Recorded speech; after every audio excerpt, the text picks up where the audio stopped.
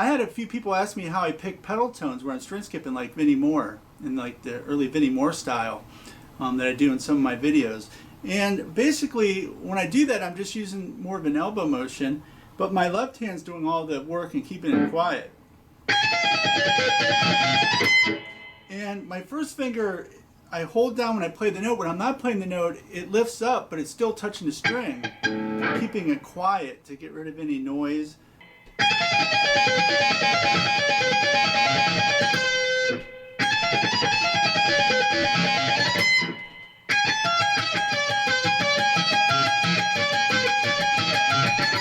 In this case, I'm playing 16, 17, 18 on the second string to 16 on the first, 17 on the second string to 16 on the first, 19 on the third string to 16 on the first, then 17 on the third string to 16 on the first. And then I might just loop it from here.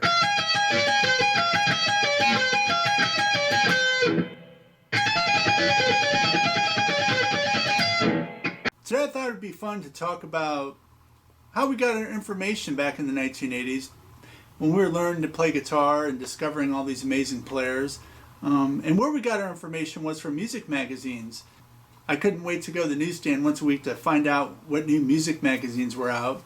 One of the big ones for me when I was younger was Hit Parader magazine. I would take it to study hall and just read it instead of doing my homework. It was great because they covered all the heavy bands.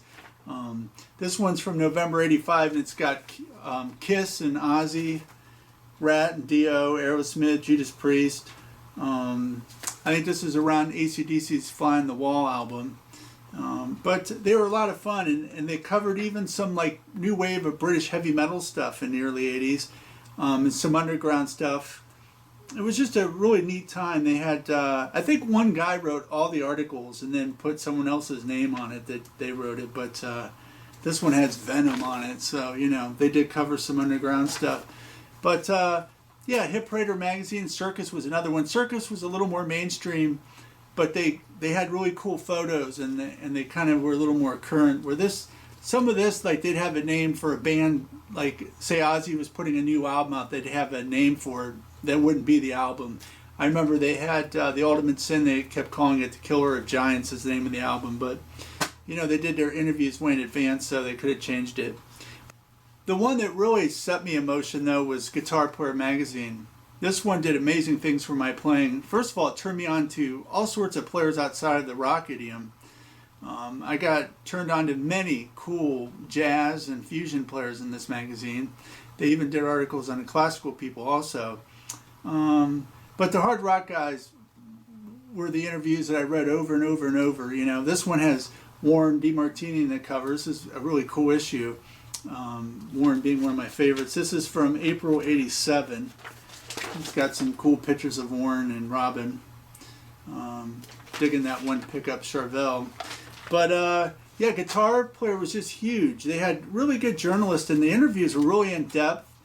and they asked all the questions I wanted to know. And you know, we didn't have the internet, so I just devoured it, and every word and every phrase that they uttered in the interview, I just took as gospel. You know, I didn't know at the time that some of the guys were not really being totally honest with the equipment they used or how they got their sound.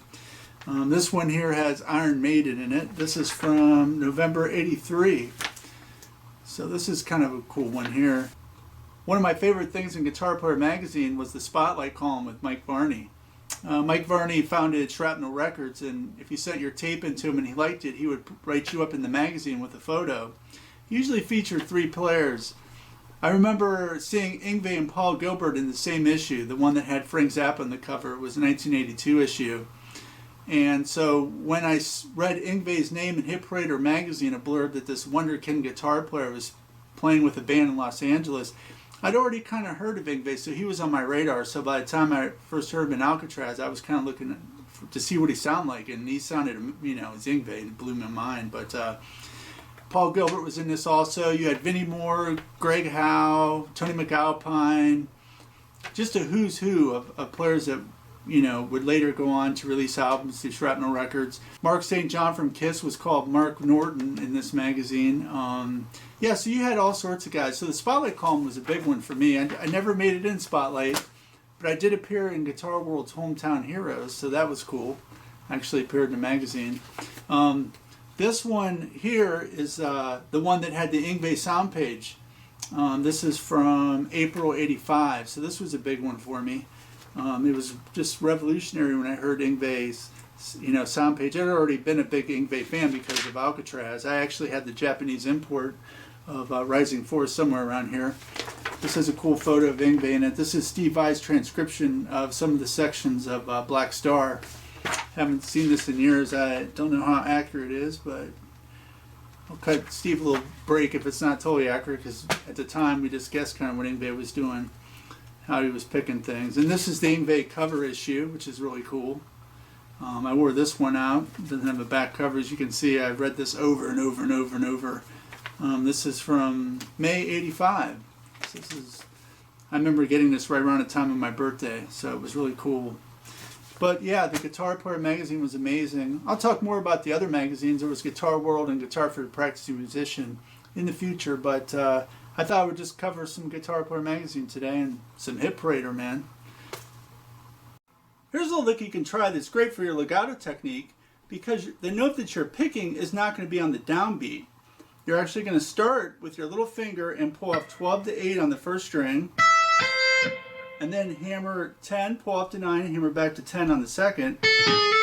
Then with an upstroke, we're going to play 8 on the first string to end the sextuplet. So we get...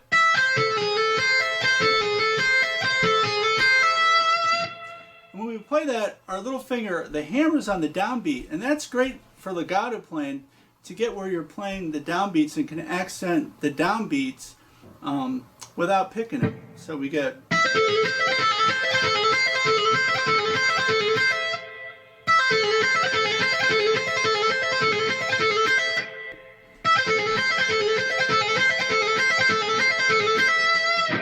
That would be the first chord in A harmonic minor, the A minor major 7.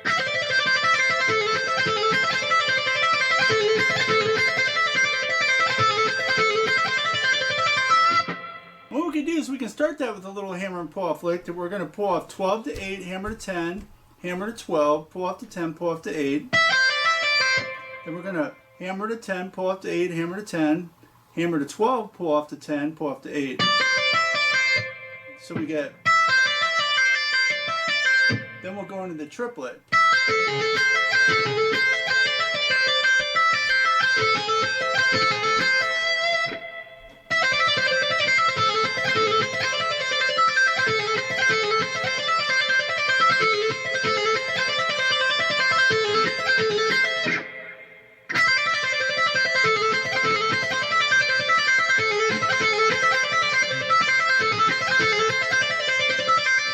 And that's a great one to build up your left hand. Just play it nice and even.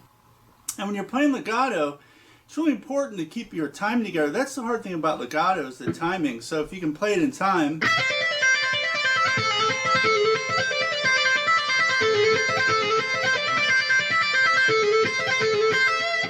going to be a lot better than just trying to play it fast.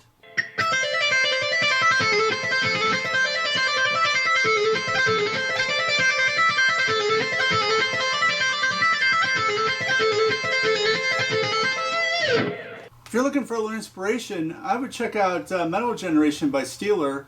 It's a Steeler anthology that features just tons of really killer live Yngwie stuff. He does On the Rocks, Backseat Driver, from the first Steeler album. He does Victim of the City, which is On the Run Again off Marching Out before Yngwie redid it on his solo album. The unaccompanied solo Yngwie is God, which is really what I bought this for. That solo is amazing. And then Excited, which is a previously unreleased track.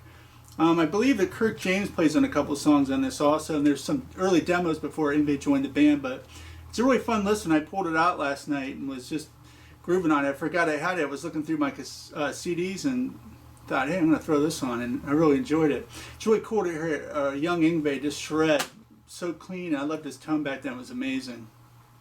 Well, I really enjoyed talking with you all today. I hope you enjoyed this as much as I did. I'm really having fun doing this little series videos on guitar in the 80s. Thanks a lot for watching, and if you like this, please like and subscribe if you haven't already. I really appreciate it, and thanks a lot, and have fun picking.